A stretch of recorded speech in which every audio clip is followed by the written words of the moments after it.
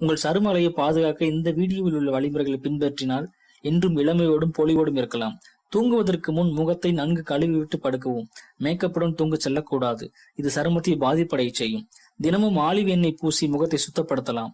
நீங்கள் உண்ணும் உணவே உங்கள் அழகை தீர்மானிக்கும். எனவே பழங்கள், விட்டமின் சி, சர்க்கரை அளவு கம்மியாக உள்ள உணவுகளை உண்ண வேண்டும்.